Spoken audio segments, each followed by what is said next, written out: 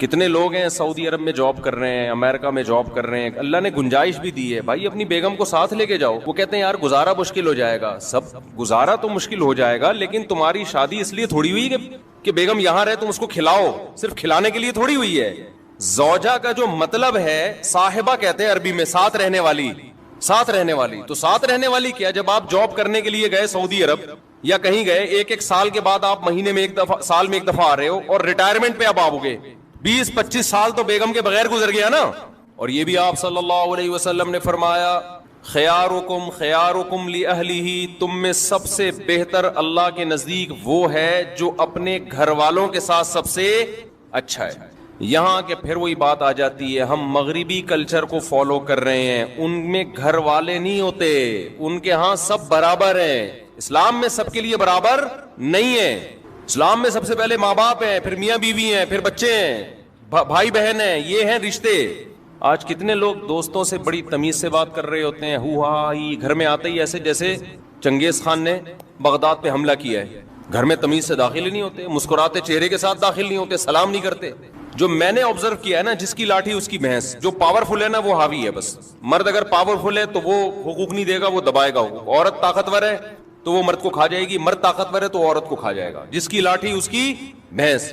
جب اللہ کے خوف سے حقوق ادا ہوتے ہیں, اللہ کی چاہت میں حقوق ادا ہوتے ہیں, تو آپ طاقتور ہو تو بھی حقوق ادا کرو گے, آپ کمزور ہو تو بھی, کیونکہ آپ کو پتا ہے کہ میں کس کی وجہ سے حقوق ادا کر رہا ہوں, مجھ پر کون ہے, اللہ ہے, میں اس کو راضی کرنے کے لیے کر رہا ہوں.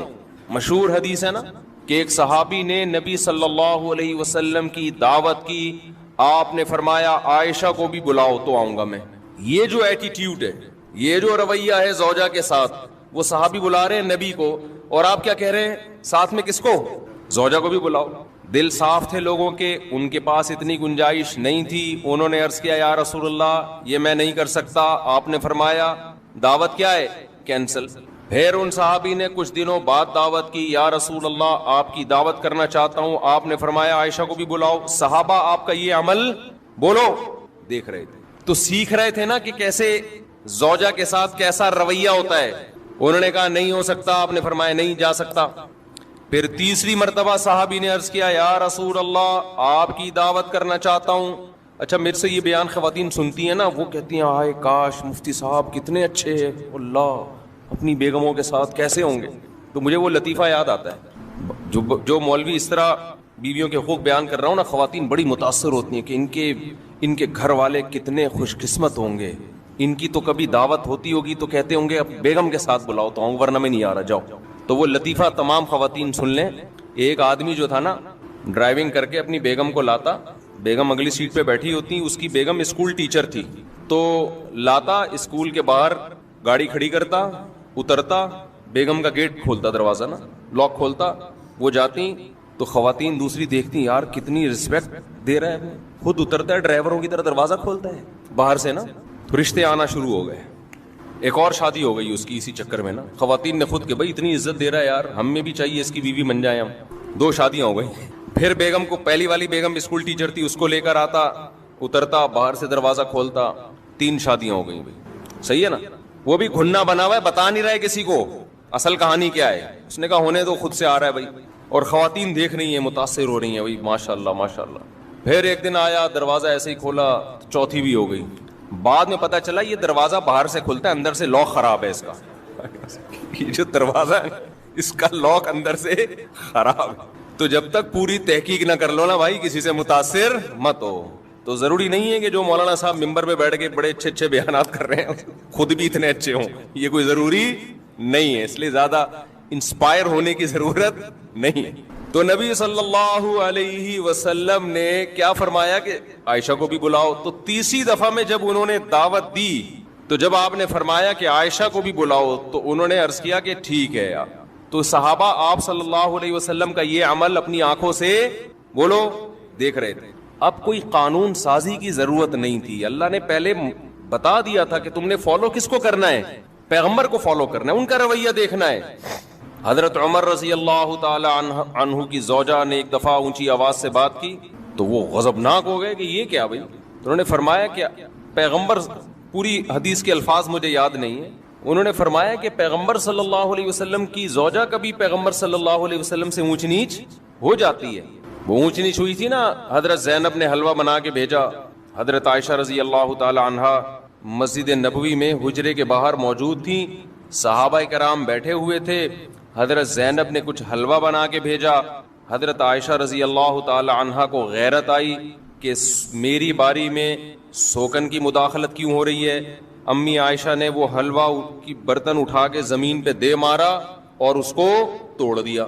میں اکثر اس موقع پہ کہتا ہوں بھائی اگر ہم اور آپ میں سے کوئی ہوتا اور دوست بھی یہ منظر دیکھ رہے ہوتے تو غیرت کا مسئلہ بناتے کہ نہیں بناتے, اور دوستوں کو واقعہ سناتے کہ میری بیگم نے ایسے حلوہ میرے سامنے برتن توڑا, میں نے رکھ کے دو لگائے. تیرا بھائی ڈرتا ورتا کسی سے بولتے ہیں نا. ہمارے نبی صلی اللہ علیہ وسلم نے کیا فرمایا, سید الانبیاء, آپ نے اس کی ایک اچھی لاجک پیش کی. فرمایا غارت امکم, تمہاری ماں کو غیرت آ گئی ہے. یہ محبت میں ہوا ہے, سمجھ رہے ہیں کہ نہیں سمجھ رہے. ان کو یہ ہوا کہ باری میری ہے تو کسی اور کے گھر سے گفٹ کیوں آ رہا ہے دوسری زوجہ کے گھر سے, تو یہ غیرت میں کیا ہی ہے. کوئی غصہ نہیں ہوئے, زمین پہ بیٹھ کے وہ برتن اٹھا لیا, اور جب حضرت عائشہ کا غصہ ٹھنڈا ہوا تو فرمایا کہ برتن کے پیسے دے دینا. زمان تو آئے گا نا, اب یہ تو نہیں کہ غیرت میں آپ نے کسی کچھ بھی کر لو تو زمان تو آتا ہے نا. تو میں جب یہ حدیث پڑھی میں حیران ہوا, میں نے کہا یار اگر ہم لوگ ہوتے تو ہم یہ واقعہ 20 لوگوں کو بھی سناتے, بھائی تیری بھابھی نے ایسا کیا آج, اور تجھے پتا ہے ہم سسرال سے ڈرتے ورتے نہیں, اور دوست بھی مردانگی کے چیلنج دیتے, ابے تو جورو کا غلام ہے, تیرے گھر میں برتن ٹوٹ رہے ہیں, صحیح ہے نا, تیرے گھر میں کیا ہو رہا ہے, اور وہ بھی تیرے دوستوں کے سامنے, شاگردوں کے سامنے. کوئی تمیز ہے یار, رکھ کے لگایا کیوں نہیں تو نے. لیکن صحابہ نے یہ منظر بھی اپنی آنکھوں سے دیکھا. یہ حدیث تو صحابی بیان کر رہے ہیں نا کہ نبی نے اس کی توجیح کی, غارت امکم, تمہاری ماں کو غیرت آ گئی. تبھی تو حدیث میں آتا ہے. دیکھو یہ واقعہ سننے میں الگ ہے, سننے میں تو آپ سمجھ رہے ہو بھائی نارمل ہے. حقیقت یہ ہے کہ جب گزرتی ہے تو پتہ چلتا ہے کہ اس کے لیے تھوڑے بہت اخلاق کافی نہیں ہے, بہت بڑا ظرف ہونا چاہیے. اور خاص طور پر وہ پیغمبر جن کو سب فالو کر رہے ہیں, مقتدا اور رہبر ہیں, جن سے افضل اس کائنات میں اللہ نے کسی کو پیدا کیا نہیں ہے. تو اسی وجہ سے حدیث میں آتا ہے کہ تم میں سب سے بہتر وہ ہے جس کے اخلاق اچھے ہیں, اور آپ نے فرمایا میرے اخلاق تم میں سب سے زیادہ اچھے ہیں. اور یہ بھی آپ صلی اللہ علیہ وسلم نے فرمایا خیارکم خیارکم لأہلہ, تم میں سب سے بہتر اللہ کے نزدیک وہ ہے جو اپنے گھر والوں کے ساتھ سب سے اچھا ہے. یہاں کہ پھر وہی بات آ جاتی ہے, ہم مغربی کلچر کو فالو کر رہے ہیں, ان میں گھر والے نہیں ہوتے, ان کے ہاں سب برابر ہیں. اسلام ترجیح کس کو دیتا ہے, رشتوں کو. دیکھو گورا تھینک یو سے بات کرتا ہے, ہر ایک سے اس کا تھینک یو برابر ہے, کسٹمر سے بھی وہی تھینک یو, عام آدمی سے بھی وہی thank you, excuse me, please, یہ جو ان کے الفاظ ہیں نا یہ سب سے کیا ہیں, برابر ہیں.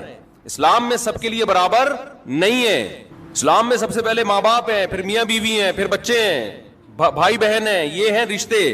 آج کتنے لوگ دوستوں سے بڑی تمیز سے بات کر رہے ہوتے ہیں, ہو ہا ہی, گھر میں آتے ہی ایسے جیسے چنگیز خان نے بغداد پہ حملہ کیا ہے. گھر میں تمیز سے داخل ہی نہیں ہوتے, مسکراتے چہرے کے ساتھ داخل نہیں ہوتے, سلام نہیں کرتے. جو میں نے آبزرو کیا ہے نا, جس کی لاٹھی اس کی بھینس, جو پاورفل ہے نا وہ حاوی ہے بس. مرد اگر پاورفل ہے تو وہ حقوق نہیں دے گا, وہ دبائے گا. عورت طاقتور ہے تو وہ مرد کو کھا جائے گی, مرد طاقتور ہے تو عورت کو کھا جائے گا. جس کی لاٹھی اس کی بھینس. جب اللہ کے خوف سے حقوق ادا ہوتے ہیں, اللہ کی چاہت میں حقوق ادا ہوتے ہیں, تو آپ طاقتور ہو تو بھی حقوق ادا کرو گے, آپ کمزور ہو تو بھی, کیونکہ آپ کو پتا ہے کہ میں کس کی وجہ سے حقوق ادا کر رہا ہوں, مجھ پر کون ہے, اللہ ہے, میں اس کو راضی کرنے کے لیے کر رہا ہوں. تو میں اس کر رہا تھا کہ جب تک اللہ کا یقین اور اللہ کی سزا کا خوف اور اللہ کی جنت کا یقین نہیں ہوگا, انسان ایک دوسرے کے حقوق بھی ادا نہیں کریں گے. تو اب میں اصل جو انٹیوں کی بات کر رہا تھا کہ بہت ساری انٹیاں آج کل اپنے آپ کو پابند نہیں سمجھتی شوہر کے حقوق کا. تو ان انٹیوں سے میں یہ کہتا ہوں کہ دیکھو میاں جو آپ کو کے حقوق ادا کر رہا ہے اس کی بیس کیا ہے, اسلام ہے نا. اسلام نہ ہو تو پھر کیا ہے بھائی, آزاد گھومو پھرو, کیا ضرورت ہے. تو آپ بھی ان اسلام کی پابندیوں کو قبول کرو جو اسلام نے آپ کے اوپر لگائی ہیں. اور وہ پابندی یہ لگائی ہے کہ سربراہ کون ہے, بولو نا, میاں ہے. دیکھو جو بات انسان زبان سے بار بار بولتا ہے نا، دل میں اثر کرتی ہے 100%.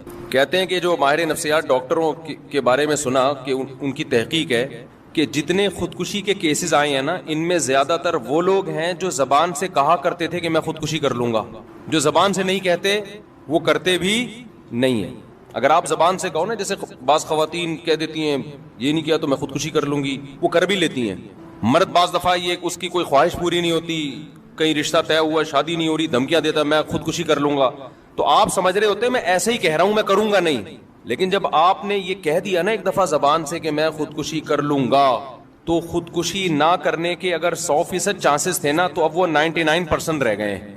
1% چانسز بڑھ گئے ہیں اس ورڈنگ کی وجہ سے جو آپ نے زبان سے بول لو نا، جو زبان سے آپ نے ادا کی ہے، اس کی وجہ سے 1% چانس بڑھ گیا ہے. دوبارہ یہ لفظ آپ نے مذاق میں ریپیٹ کیا کہ میں کر لوں گا، تو 2% چانس آپ کے بڑھ گئے. ایسے واقعات ہیں.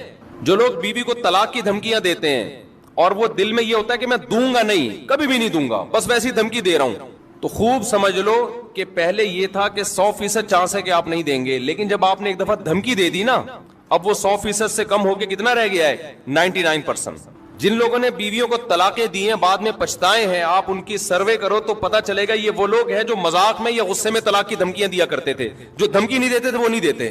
اس لیے یہ جو الفاظ ہیں نا طلاق کی دھمکیوں والے، یا میں خودکشی کر لوں گا یا کر لوں گی، یا میں طلاق لے لوں گی، خواتین بھی بعض دفعہ کہہ رہی ہوتی ہیں یا میں خلا لے لوں گی یا میں دے دوں گا، یہ الفاظ اپنی ڈکشنری سے بولو نکال دو. جب دینی ہو نا تو تمیز سے، جو شریعت نے ایک پروسیس بتایا ہے، اول تو نہ دو، کوئی اچھا کام تو نہیں ہے یہ.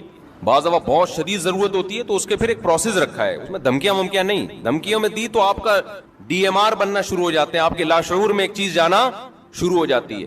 ہر وقت آپ غربت مہنگائی کا رونا روتے رہو، غربت بڑھ رہی ہے، مہنگائی بڑھ رہی ہے، غربت بڑھ رہی ہے، مہنگائی بڑھ رہی ہے، غربت. ابے بھائی تمہارے کہنے سے تو بڑھ نہیں رہی، وہ تو ویسے ہی بڑھے گی. آپ یہ بھی بولو گے نا مہنگائی نہیں بڑھ رہی نہیں بڑھ رہی نہیں بڑھ رہی، تو بھی کیا ہوگی؟ بڑھے گی. تو کیوں اپنے آپ کو ٹینشن میں ڈال رہے ہو؟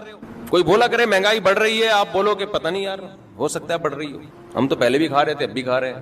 آج میں جہاز میں نا ایک صاحب ملے جو 27 ملکوں کا سفر کیا انہوں نے. مجھے کہنے لگے یہ مفتی صاحب میں 27 ملکوں میں گیا ہوں، امریکہ کئی مہینے رہا اور پتہ نہیں جاپان اور یورپ. بڑے پڑھے لکھے ایجوکیٹڈ آدمی تھے. کہنے لگے پاکستان جیسا واقعی کوئی ملک نہیں ہے. تو میں نے کہا خیریت؟ میں نے کہا ان کو میں لے آتا ہوں ڈکن وکن گٹر کے دکھا دیتا ہوں. انہوں نے کہا میرے سب دیکھے میں پھر بھی نہیں. خیر وہ کیا وجوہات انہوں نے بتائی، ابھی ٹاپک سے ہٹ جاؤں گا پھر میں. واقعی سکون بہت ہے یہاں. تو کراچی گند بن گیا نا، باقی پنجاب تو ایسا اس طرح نہیں ہے نا، وہ تو صاف ستھرا ہے. اسلام آباد صاف ستھرا ہے، تو کراچی ہی ہے سارا. جو ابھی انشاءاللہ میں کراچی پہ ایک خوبصورت ولاگ بنا رہا ہوں، اور میں نے اپنا ولاگ کا چینل بھی الگ کر دیا ہے تاکہ یہ مذہبی چینل اور ولاگ آپس میں مرج نہ ہو. تو اس میں یہی چیزیں ہوں گی، کراچی کی آبشاریں.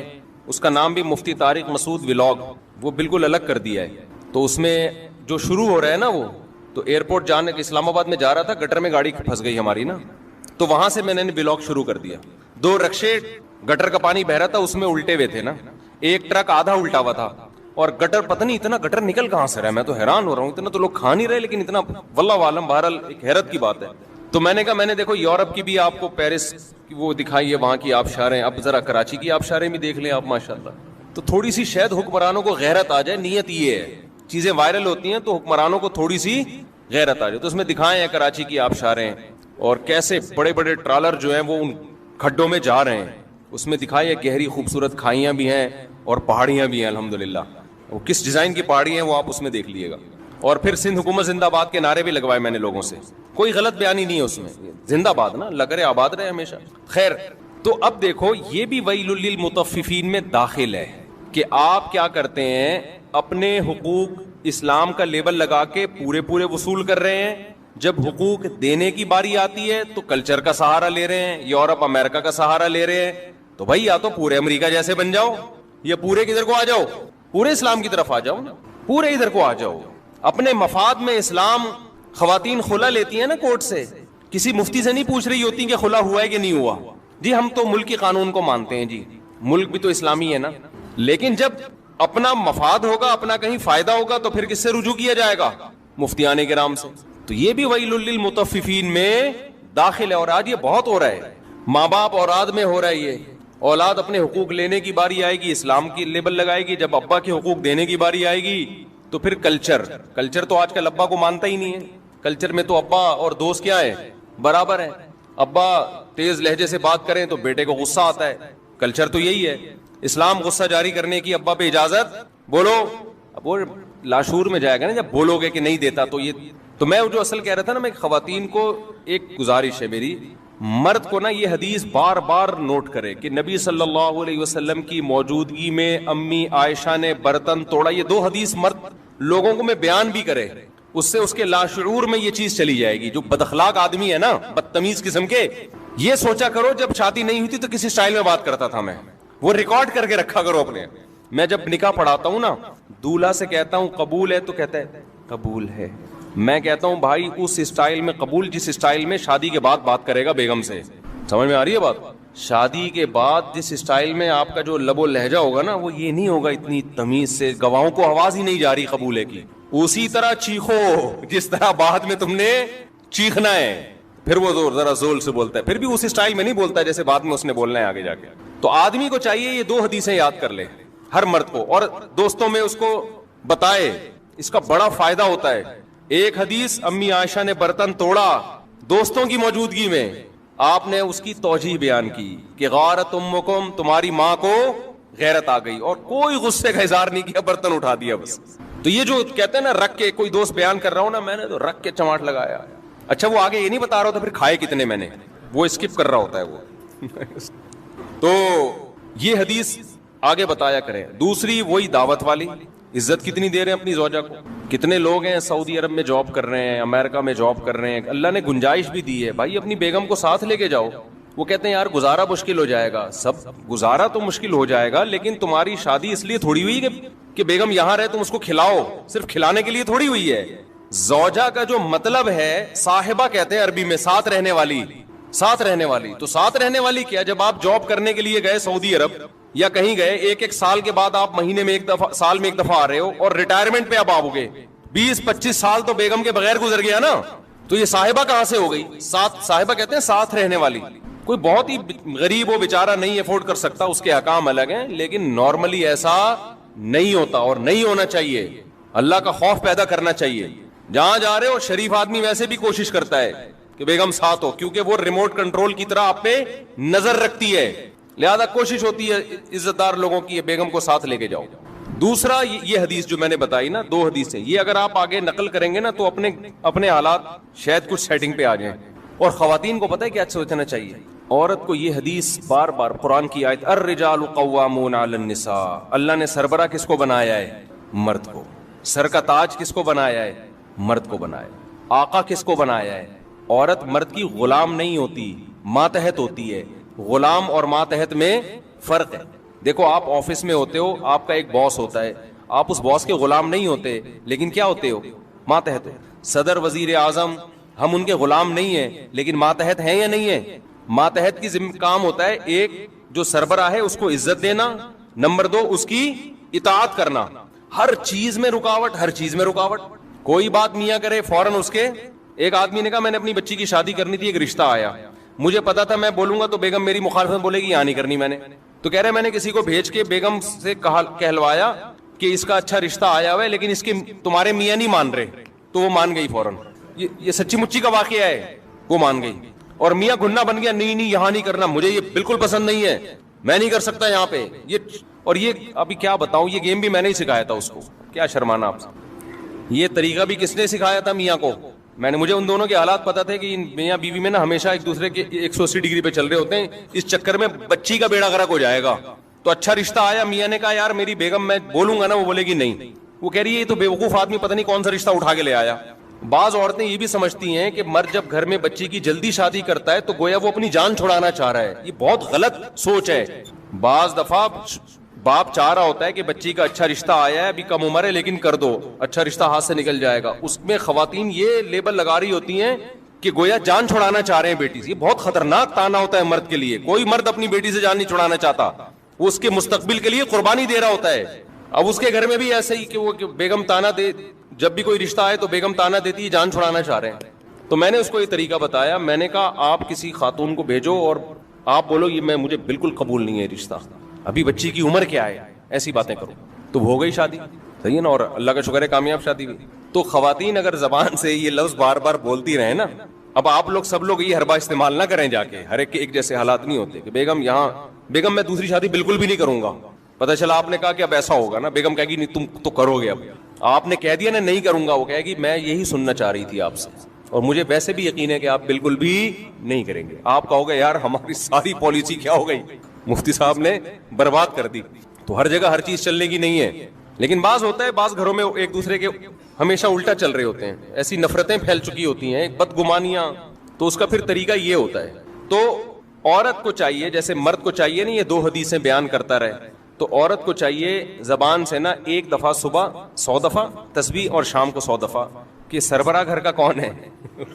میاں ہے. یہ میرا میاں میرا سربراہ ہے, میرا آقا ہے, میرے سر کا تاج ہے, مجھے حکم دیا گیا ہے کہ میں اس کو عزت دوں, اس کی رسپیکٹ, اس کو رسپیکٹ دوں, میں عزت دوں, یہ میرا آقا ہے آقا ہے آقا ہے. 100 دفعہ بول لیں, اس سے گھر کا ماحول کیا ہو جائے گا, بہت خاندانی ہو جائے گا. ایسا نہ ہو کہ ایک اپنی ذمہ داری پوری کرے دوسرا تسبیح نہ پڑھے, پھر الٹا ہو جائے گا. یعنی اس نے یہ والی تو پڑھ لی کہ سربراہ سربراہ سربراہ آقا ہے آقا ہے, اور آپ نے اخلاق والی تسبیح نہیں پڑھی, تو جب وہ اور زیادہ پولائٹ ہو جائے گی تو آپ تو اور ظلم ڈھانا شروع کر دو گے اس کے اوپر. پہلے تو وہ ریئیکشن کرتی تھی, اب وہ ریئیکشن بھی نہیں کر رہی, تو اور ظالم بن جاؤ گے آپ. تو اس لیے آپ نے بھی تسبیح پڑھنی ہے اور اس نے بھی پڑھنی ہے, دونوں اپنی ذمہ داری ہوگی تو حساب کتاب چلے گا.